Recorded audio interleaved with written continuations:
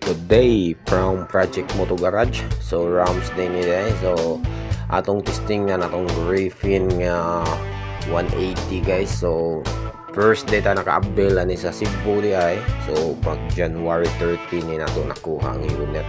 So karon ako ning test drive sa natay angkas ani day. So kani ako ning ginay-hinay og piga nga hinapita. So sa SRP ta nag test drive ani. So ako lang gipil lang unit guys. So ako isa ni siyang gitop speed sa end sa video.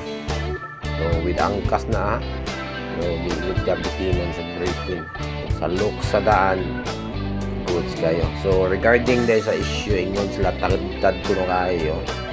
So i-check lang ninyo ang air pressure sa unit. Kuhain lang nyo gamay kasagikan sa kasa. Vertigo siyang gahiya guys. So tagtad din siya kayo. Check lang ninyo niya kuhain gamay ang hangin. So ako nang kikuhaan. So smooth juga yung unit. Walang issue sa tagtag. So ano siya guys. Niabot ako 120 nga ni. Pero wala pa na. Di pa na mao yung top speed kay kanigipil ang unit nga part. So ano siya 120. Natay ang kasa na. So ni minor na kuhan niya sa unahan. Kanini hump sa bridge. Dalip juga siya mga boro 80. Pero wala pong na all stock pa rin eh. All stock. Wala pa na ito ilis eh. Samot na kung makailis sa tawag si Bitty ano yung pipe sa panadihan. So ano siya. So watch na sila sa video guys. Ito sa part nga ito na yung top speed. Ano siya. Agad lang kuhan na. Kasi duha gaon na kusog sa kay managan no sa kanya unit. So kana ako nang gibukod pero unahan stoplight naman. Minor na sad ko. So makaya gini natong bukdo na sila guys. Naanin sad ko ang angkas. Tawag na sila ang angkas. Ito sa unahan. Okay, unya regarding guys sa mga parts nga moswakar niya. So gi-confirm na nila nga na mga nag-post nga sakar ang flat seat sa Aerox B2 atong mating niya sa carpod niya ang CBT sakar pod sa Aerox B2 kuno. So mao na yung mga parts comfortable niya guys. So confirm na. So mao na siya nga stoplight kasi niya kani kuan dis lo pasyo din yung nasa unahan guys. Okay. So kani nga part ato sa ning giinan na hinahinay og kumot. So stoplight din siya. So kung makuha mo ani guys, sulit jud kayo. Ang looks lang daan goods kayo niya.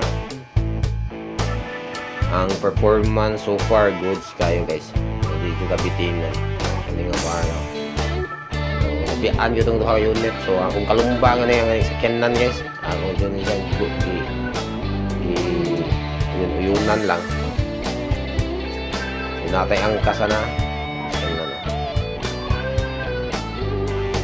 Dito juga siya. Ay, stock pa na. Sa mo tagi kong ilis ka.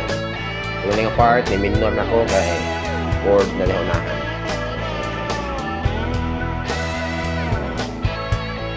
Kung pasyo ganiya, o pa naka-overtake na. Asa na to. So, nabihan ko dito naglayo ka. Maninatan niyo guys. So, karon pa ng labay ang duha. So, mabiyaan yun sila ng Griffin 180. So, kasi nagpahinay lang sa sila. So, mauna yung final akong testing with angkas. So, napag ito sa ikabuga. So, wala kasi kumutag gusto guys. Hinay lang ko ano yun. Hinay ko ano yung part. Yun. Siyempre, kay break in period pa man tayo.